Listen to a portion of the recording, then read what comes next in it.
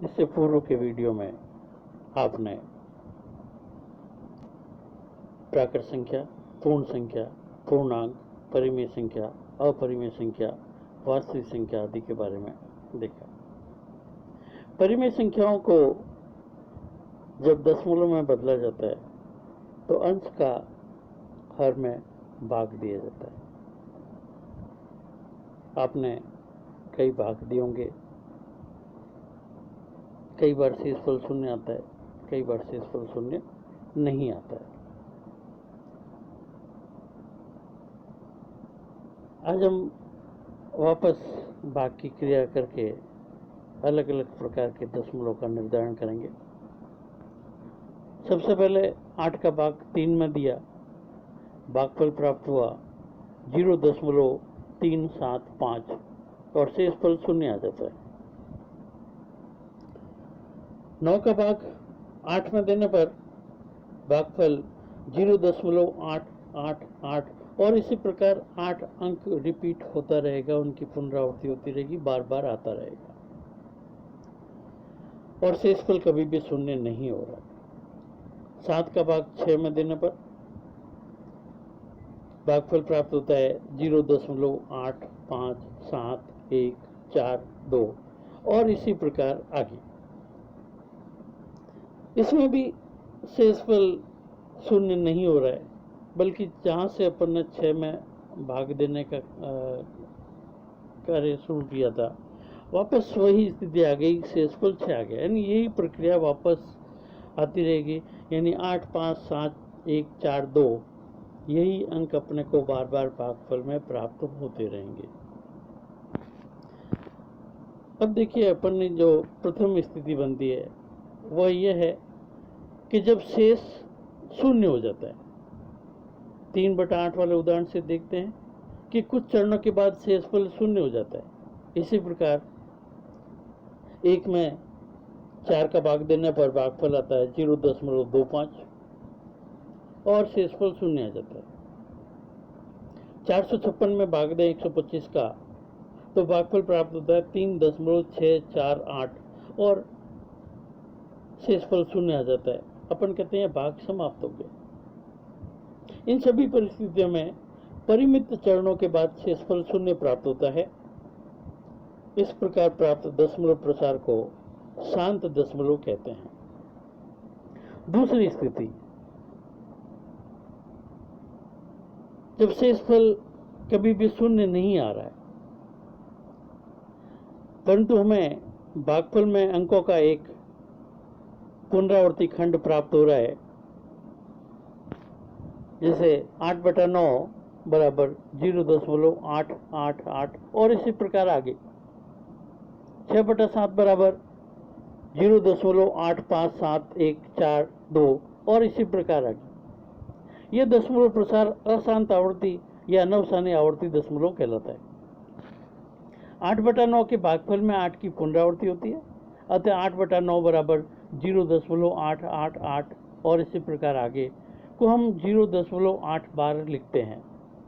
इसी प्रकार 6/7 के भागफल में 857142 की पुनरावृत्ति होती है, इसलिए 6/7 के भागफल को हम 0.857142 बार के रूप में लिखते हैं। इस प्रकार दशमलव के बाद के अंकों पर लगा बार अंकों के उस खंड को प्रकट करता है जिसकी पुनरावृत्ति होती है। अब इन उदाहरणों को देखें। 37/30 बराबर 1.2333 और इसी प्रकार आगे। तो हम इसे 1.233 को 1.23 बार लिखेंगे, क्योंकि दशमलव के पश्चात 2 के बाद की पुनरावृत्ति 3 की पुनरावृत्ति हो रही है, अतः हम 2 को छोड़कर 3 के ऊपर ही बार लगाते हैं। इस प्रकार आप ऊपर के उदाहरणों में देख रहे हैं कि P/Q के रूप की संख्याओं का दशमलव प्रसार या तो शांत दशमलव है या अशांत आवर्ती दशमलव है।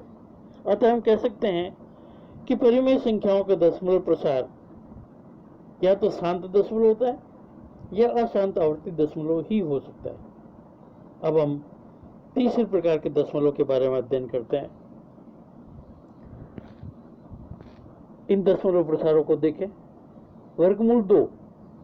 वर्गमूल 2 का मान ज्ञात करने पर इसका मान आता है 1.4141356237 और इसी तरह आगे संख्याएं प्राप्त होगी। वर्गमूल 3 बराबर 1.32056080756 और इसी प्रकार आगे। इस प्रकार के दशमलव प्रसार में कोई अंक या अंकों के खंड की पुनरावृत्ति नहीं हो रही है, अतः हम इस प्रकार के जो दशमलव प्रसार प्राप्त होते हैं उन्हें अशांत अनावर्ती दशमलव कहते हैं तथा इस प्रकार के दशमलव प्रसार को हम p/q के रूप में परिवर्तित नहीं कर सकते हैं, इसीलिए इन्हें अपरिमेय संख्याएं कहते हैं। तो दशमलव प्रसार जो है मुख्य रूप से दो प्रकार के होते हैं, शांत दशमलव या अशांत दशमलव। शांत दशमलव यानी शेषफल अपने को शून्य प्राप्त हो जाता है, और अशांत दशमलव वे दशमलव है जिनमें भाग की क्रिया करने पर शेषफल शून्य प्राप्त नहीं होता है। अशांत दशमलव फिर दो प्रकार के होते हैं, एक अशांत आवर्ती दशमलव और दूसरा है अशांत अनावर्ती दशमलव। अशांत आवर्ती दशमलव में भागफल में कोई अंक या अंकों का समूह जिनकी पुनरावृत्ति होती है, और अशांत अनावर्ती दशमलव में दशमलव के बाद में कोई ऐसा खंड या अंक नहीं है आता जिनकी बार बार पुनरावृत्ति हो। तो मुख्य रूप से दशमलव प्रसार तीन प्रकार के हुए, शांत दशमलव, अशांत आवर्ती दशमलव और अशांत अनावर्ती दशमलव। शांत दशमलव और अशांत आवर्ती दशमलव इन्हें परिमेय संख्याएं कहा जाता है, यानी इन्हें अपन p/q के रूप में परिवर्तित कर सकते हैं, और अशांत आवर्ती दशमलव है जिन्हें हम p/q के रूप में परिवर्तित नहीं कर सकते हैं, अतः यह अपरिमेय संख्याएं कहलाती हैं। इस वीडियो को ध्यानपूर्वक देखने के लिए सबका धन्यवाद। इस वीडियो को बेहतर बनाने के लिए आपके सुझाव सदैव आमंत्रित